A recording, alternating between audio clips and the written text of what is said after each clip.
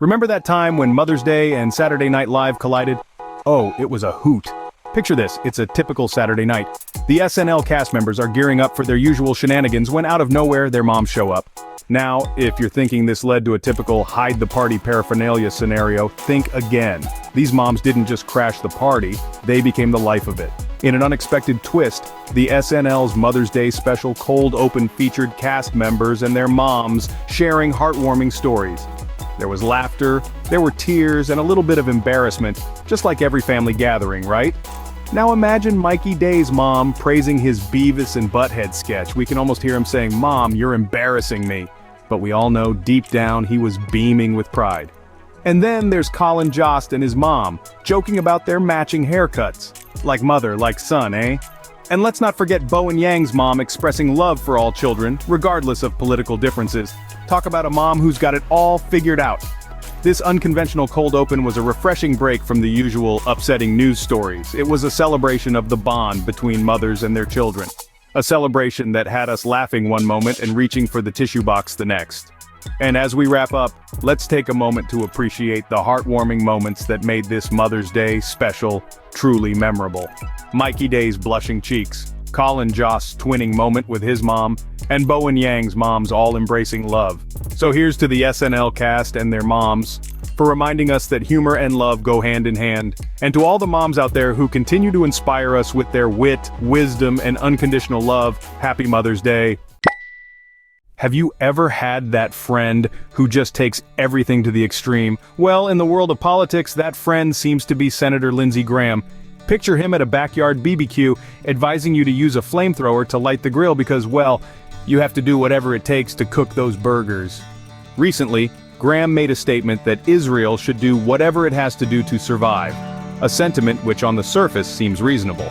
But then, in classic Graham fashion, he likened it to the US dropping nuclear bombs on Japan during World War II. That's right, folks, he went from zero to nuclear in less than 60 seconds.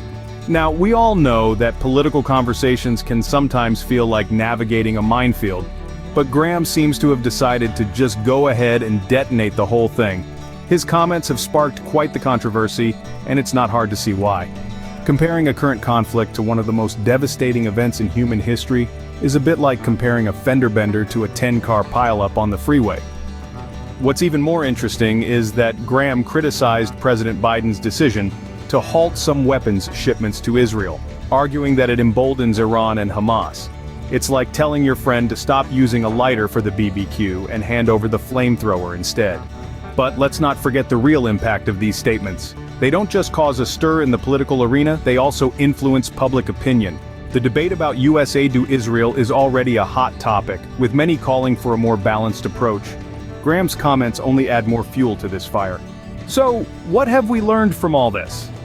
Well, first, that some politicians have a flair for the dramatic. And second, that the debate about US aid to Israel is far from over. And comments like Graham's only serve to stoke the flames.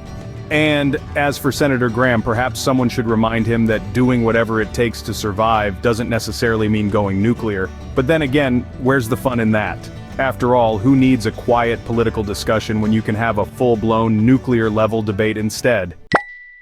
Ever wondered how the media can turn a cat stuck in a tree into an existential debate on feline rights? Or how it can shape our views on events happening half a world away? Well, grab your popcorn, because we're about to dive into the riveting world of media influence and public opinion. Our tale begins on a typical day in 2024, amidst the hustle and bustle of Columbia University. The campus is buzzing, but not about finals or the upcoming basketball game. It's about something much bigger, the Israel-Gaza war. Now imagine being a student there, sipping your overpriced latte while scrolling through news updates on your phone, but something feels off. You're not satisfied with the way major American outlets are covering the conflict. So, what do? Start a protest? Well, that escalated quickly, but yes, that's exactly what happened.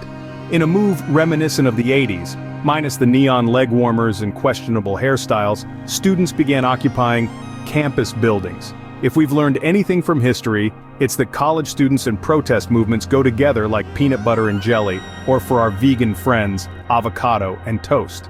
As the protests escalated, so did the tension.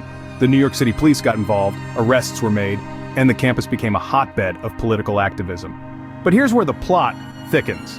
These modern-day revolutionaries weren't just chanting slogans or making placards. They were also turning to alternative news sources like Al Jazeera for a different perspective on the conflict. Talk about a plot twist.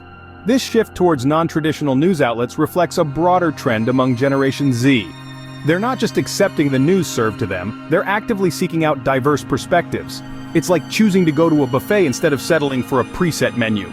The ban on Al Jazeera in Israel only added fuel to the fire, increasing its appeal among the student protesters. It's like telling a child not to eat the cookie. Now they want the cookie even more. But let's not forget the challenges these protests faced. Divesting from Israel wasn't as simple as deleting an app from your phone. It was more like trying to untangle your earphones after they've been in your pocket. A complex geopolitical environment and the intertwined nature of investments made it a tough nut to crack. So, what's the takeaway from all this? Well, it's that the media we consume plays a huge role in shaping our views, but remember, just like you wouldn't eat the same meal every day, don't limit yourself to a single news source. Explore different perspectives, question what you read, and form your own opinions, because in the end, variety is the spice of life, and that applies to news as well. So, go on, challenge yourself, seek out diverse news sources. Who knows, you might just stumble upon a fresh perspective that changes the way you see the world. Now, isn't that a thought worth pondering over your next latte?